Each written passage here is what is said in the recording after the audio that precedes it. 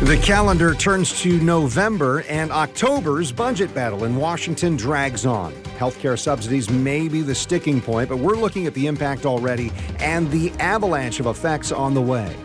And what's your biggest concern for the year ahead? A new local poll gets at the topic with questions looking at 2026. What do you want your government to do about it? Plus, RV City associated with the big college football game probably won't look like this over the next few seasons. Why Florida, Georgia is leaving town and what to expect before the Dogs and Gators ever return. Chris Hand joins us as we tackle all those topics on This Week in Jacksonville. Glad you're with us. And once a month, we invite Chris Hand to share insights on governing and policy.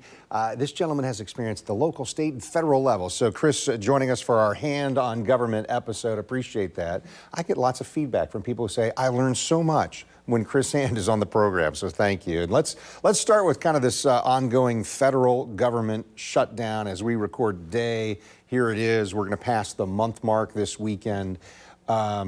Why is there no end in sight? That's what I keep hearing. Kent, both sides are really dug in here, and there has not seemed to be a lot of opportunity for compromise so far. I think we could start to see the dynamics change soon for a number of reasons, because as of Saturday, November the 1st, a lot is changing that is going to directly affect Americans related to this shutdown. For example, on November 1st, the exchange opens open enrollment for new health insurance plans for people who buy that through the Affordable Care Act exchange. Because the extended subsidies, the enhanced subsidies that were passed during COVID have not been extended to this point, most Americans who go into the exchange are going to see massive increases in health insurance premiums, in some cases 200 to 300%. That is a kind of an outgrowth of this shutdown situation that Americans are going to immediately feel in their pocketbooks, including, Kent, in some dire ways. As of November 1st, most states around the country and the federal government no longer offering what's called SNAP assistance, Supplemental Nutrition Assistance Program. Some know it as food stamps. But for 1 in 8 Americans, that is the difference between eating and not eating at a time where there are already hunger security issues, food security issues around the country. And maybe just help people understand, you said states won't be able to, it's a federally funded program. That's the rub. It's a federally funded program, but there have been some appeals to states to try and use emergency funds, including right here in Florida, to do that, where the governor has, thus far said that, that's not his plan. He wants to see the federal government get back open. So yes, it is a federal program. And in fact, right now, there's a lot of controversy where some states are saying to the federal government, you have emergency funds that you could use for this. The Trump administration has declined to use those. So now, more than 24 states have sued the federal government trying to force the Trump administration to use those emergency funds. But just to put that in perspective, Kent, like I said, it's about 1 in 8 Americans who rely on SNAP benefits. They're an average of about $187 a month. And when you think about what most people's grocery bills are each month, $187 is a pretty small amount on which to subsist. Right here in Jacksonville, the estimate is that 14.4% of people living in Jacksonville are receiving SNAP benefits. So again, this is, 14 in 100 members of this community alone impacted by that. So health care, health insurance, SNAP benefits, 2 huge ways people are going to be able to start seeing the shutdown have an impact in their lives, and in other ways as well. Look, federal government employees are, with a few exceptions, are not being paid right now, including members of the military. That's a huge impact, including right here in Northeast Florida. And it doesn't just impact people who are those employees and their families, but impacts services as well. For example, federal air traffic controllers are not being paid right now. As a result, folks are not necessarily coming to work. That means there's slowdowns in air travel. So we're beginning now to see a cascade of impacts from this shutdown, really with no end in sight at this point. As I said from the outset, both sides are pretty dug in right now. So both sides dug in now. What causes them to say, okay, I'll give a little on my position? The mounting pressure because of this cascade of effects on everyday Americans? I think that's likely to be the biggest potential impact that forces both the kind of Republicans who lead Congress and the Democrats who are in the minority in Congress back to the table and trying to come up with some sort of solution.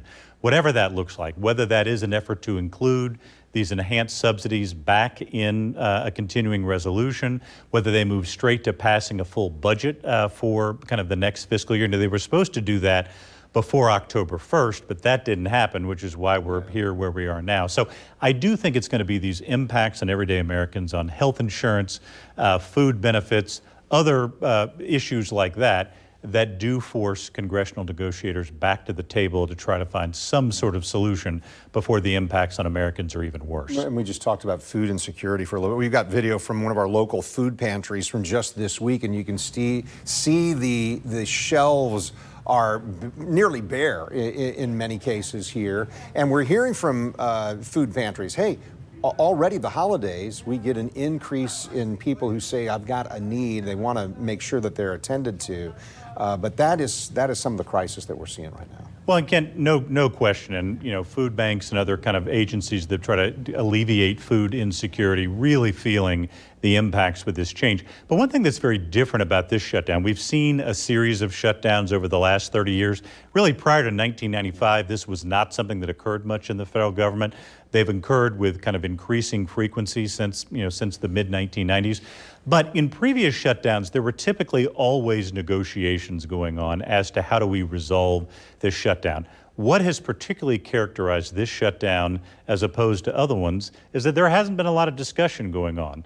Republicans have their position, Democrats have their position. The White House has not been particularly involved in trying to forge a solution to this.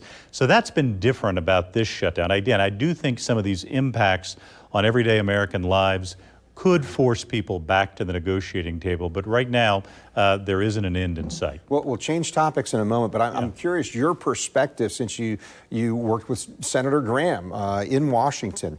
There's been conversation here right now. Republicans are saying, no, you don't negotiate policy in this. It's a matter of just a clean budget bill and what have you. In the past, Democrats have said the same thing to Republicans. No, we're not going to do policy here. This is about let's get the government working and we can do policy later. What's your perspective on that? Or is that just a posturing and a talking point for politicians? Well, as you can say, but as you can already noted by the somewhat back and forth nature of who carries a particular argument, there really are no rules in this sort of situation. Look, the goal, I think in most cases, is can you pass what's called a clean continuing resolution just to get the government back open again so you can discuss some of these issues.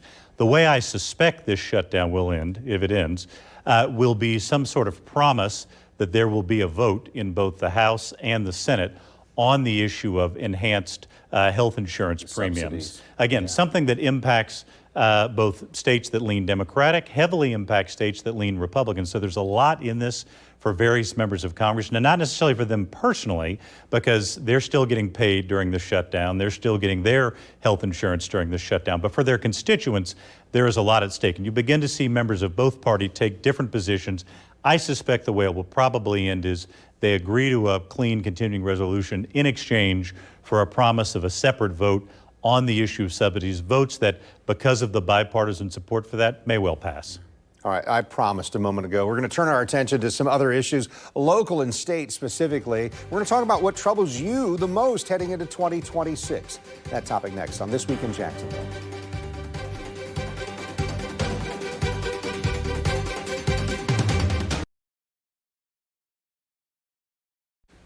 You're watching This Week in Jacksonville with Kent Justice. And today is our monthly Hand on Government episode with government law attorney Chris Hand. UNF's Public Opinion Research Laboratory, they delivered results on a recent poll, and it was focused on biggest concerns you or I have ahead of 2026. So let's talk about some of those. According to the poll, 14% of the respondents said they believe housing costs the most important problem facing Florida today, followed closely by property insurance, that was 12%, and property taxes with 11%. So housing, all of that is right in there for highest concerns. Well, first of all, kudos to Professor Mike Bender and his team at UNF for doing these kind of regular snapshots of public opinion, because I think it's really useful for members of the public to sort of understand kind of where, what thinking is on different issues. But I think there's three takeaways from this poll, Kent: affordability, affordability, affordability. That is the dominant theme of this poll, that the issue that Americans generally, Floridians specifically, have been very concerned about in recent years, kind of in the aftermath of inflation and still continuing today, is prices. Their ability to afford kind of those key expenses that their families have to deal with every day, starting, as you say, with housing costs. Florida used to be a place where housing was considered a place you could get some value in the housing market. Really not anymore. I mean, you know, we've seen housing prices skyrocket throughout the state at all levels, single family, multifamily. That's reflected in this poll, and a very close tie to that for those who own their own homes or their own, you know, business entities is property insurance and the continuing issue that Floridians are having with being able to afford property insurance and in many cases just attain it altogether. Of course, there are still folks in this state who can't get affordable property insurance and have to go into Citizens Property Insurance Company, the state insurer of last resort. So I think that's what we're really seeing in some of the issue identification in this poll. People are still very concerned about pricing. That discussion around pricing beyond just sort of what people are experiencing every day, I think has been enhanced by issues like tariffs and other matters like that, which continue to keep pricing at the forefront. We're now seeing it reflected in that poll. Yeah. Is that one of the reasons we're seeing, in this case in the state of Florida, Republicans saying, hey, let's look at maybe even reducing or wiping out property tax for homestead properties, that sort of thing? That's exactly right. I mean, I think that is sort of, you know, in terms of Republicans in Tallahassee, that has been their sort of primary effort at the moment to address some of these affordability issues is, and of course this would primarily affect homeowners, but to float the idea of potentially eliminating or reducing property taxes for people who own homestead property. You know, whether they own it, they live there, they count that as their home. That's going to be a huge debate in the 2026 Florida legislature. You know, just in the last few weeks, the House Speaker and the committee that he assembled to look at property tax issues laid out a variety of proposals to potentially reduce property taxes. The governor strongly criticized those. And so that's going to be a big back and forth. What, if any, propositions are put on the 2026 ballot to address property taxes? But this poll tells us something about that too as well, Kent, because no matter what amendment or amendments reach the ballot for voters to approve or disapprove, in Florida we have a supermajority standard for passing constitutional amendments. You need 60% plus one, not the typical simple majority of 50% plus one. Well, this poll tells us today that, you know, that proposition is not close to 60% approval. When asked the question, would you vote to eliminate property taxes, 49% said yes, 43% said no. So a majority, but a pretty slim majority. And I suspect that's partially because, Kent, there are a number of concerns about the impact that eliminating property taxes either altogether or just on homestead property would have on local governments. Just here in the city of Jacksonville, in our, you know, roughly $1.7 billion budget, $1.2 billion of that is funded by property taxes. If you just reduced property taxes alone on homestead property, that would be about a $400 million reduction of the budget. Well, that affects core services, things like police, fire, parks, public works, issues that people really count on local government to provide. So this is going to be a very robust debate, both in the 2026 legislature and when it gets to the ballot November 2026, if something is placed on the ballot. Very robust dialogue and debate throughout the state. Well, and we do hear those leaders in Tallahassee saying, we've got to find out a way to do this. Well, it won't affect those services, but obviously the big question is going to be how. Before we ended this segment, I did want to talk about this topic we've been following the past couple of weeks. Jacksonville University just named Dr. Lisa Sutherland as the new interim president beginning July 1st of this coming year. School says it'll conduct a national search for a permanent president in spring 2026. Current President Tim Costa, a guest on our show just last Sunday.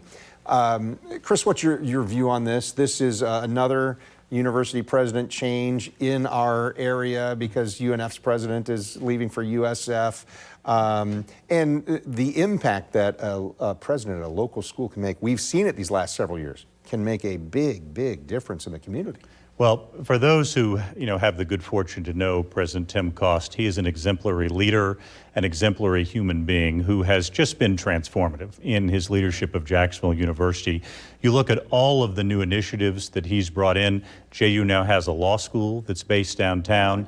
In the next year or two, it will also have a medical school partnering with LECOM, the Lake Erie College of Medicine, to have a medical school on the campus, numerous other expansions of programs or establishments of new programs. He's had to make some tough decisions as well, but I think everyone would agree he's been a transformative leader, and it's a very tough act to follow, someone like Tim Cost. And fortunately, he's still staying around. He's moving to the position of chancellor at Jacksonville University, a job that the last person to hold that was the legendary Fran Kinney at Jacksonville University. But his replacement, Dr. Lisa Sutherland, very well regarded. She's currently serving as the interim dean of the business school at Jacksonville University, also previously helmed the Honors College, that, again, another Tim Cost innovation at JU.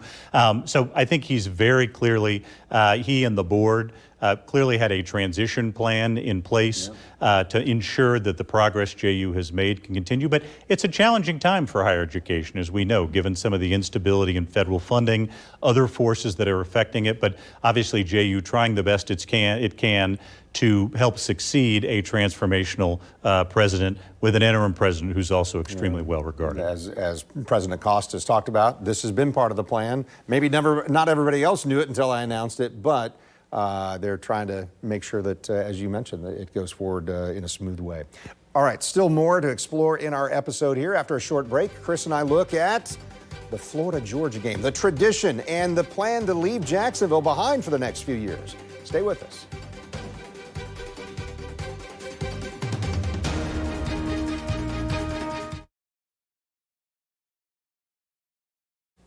You're watching This Week in Jacksonville on Channel 4. All right, full disclosure, is that orange and blue over there? Chris Hand got an advanced degree from the University of Florida, knows well the rivalry between UF and Georgia's Bulldogs.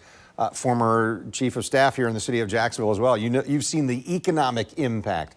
Tell me about what this means to the city to have the continuing rivalry here, the game played here, lots of tourism, people coming to the area.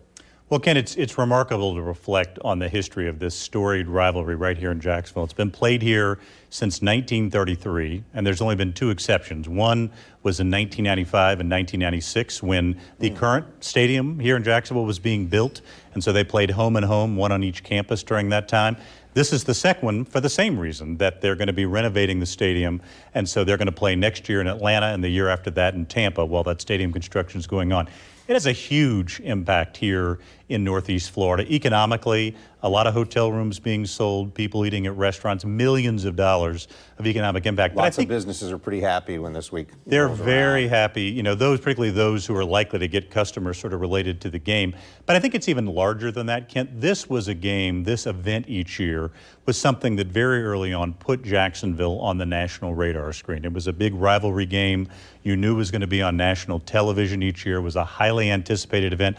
I remember as a kid growing up here in Jacksonville just eagerly awaiting the game each year, and really just some remarkable times over the years. So we will feel a loss over the next couple of years as the game is played somewhere else. It's coming back here. They're under contract to come back here starting in 2028. So it's not going away forever, but there will be, a bit of a feeling of loss for the next couple of years on the first Saturday in November or last Saturday in October, depending on where it falls in the schedule, because it is a game that has meant so much to Jacksonville. And for anyone who has been to the game, they know that there's something really magical about it. The stadium is half Gator fans, half Bulldog fans, each side, loudly cheering on their team and cheering against the other team, kind of no matter what happens. But it really is something that early on put Jacksonville on the map, kept us in the national spotlight long before we had a National Football League team, and I think probably was impactful in ultimately gaining a National Football League team because it sort of dedemonstrated how well Jacksonville supports the sport of football. No kidding. And that it's unusual because if you go to a game in Athens or you go to a game in Gainesville, boy, that stadium is filled with the home schools fans. Here, you know that you're going to get both sides, both teams cheered for. And you know that during the week you're going to see RV City. We got some video from recently here, and this is so for these couple of years. This is the last time this will look like this. We're also seeing though that Mayor Deegan, station management, they say that they're open to some ideas of maybe hosting some festivities while the game is away. So the door seems open for that in 26 and 27. Well, I think that's a smart notion because, again, there is going to be a feeling of loss. People have that routine of some people coming here as early as sort of the Sunday or Monday before the game to sort of start celebrating Florida-Georgia week. So anything we can do to help fill that gap over the next couple of years is important because it is such an important rivalry, not just to Jacksonville's economy, but also to its history, to its presence on the national stage. It's really special. There have been some incredible games over time. There have been some blowouts, but there have also been some really close kind of nail-biter affairs that have gone down right to the end of the fourth quarter. But the community really comes even more alive, really adds to the vibrancy of Northeast Florida. So it will be missed over the next couple of years, but I think we'll all be very happy to see it come back in 2028. And these things do happen in cycles. A few years ago, Florida was the team to beat. That's not the case right now. Georgia clearly on top of the game when it comes to measuring out these two. But fans will be there enjoying it regardless of what final scores might be or standings in the rankings. Maybe just finish up. What's your experience been when you were living here, growing up? Did you go to games? Was it when you were that law school student for UF? Have you attended this event and seen in person what it's like? Many, many times, and including when I was growing up. I mean, in some very memorable games. Look, when I grew up here in the 1980s, Kent, Georgia dominated the series, much like they are now. In the 80s, Georgia won 8 of the 10 games in that decade.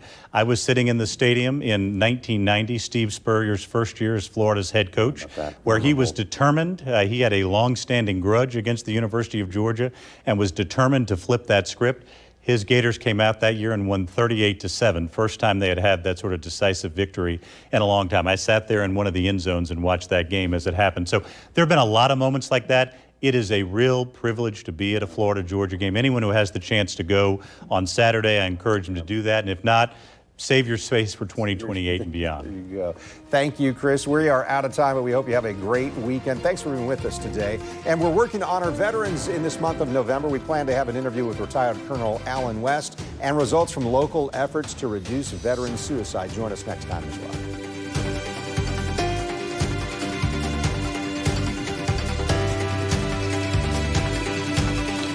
See why every day more people are choosing News4JAX, Northeast Florida and South Georgia's #1 source for local news.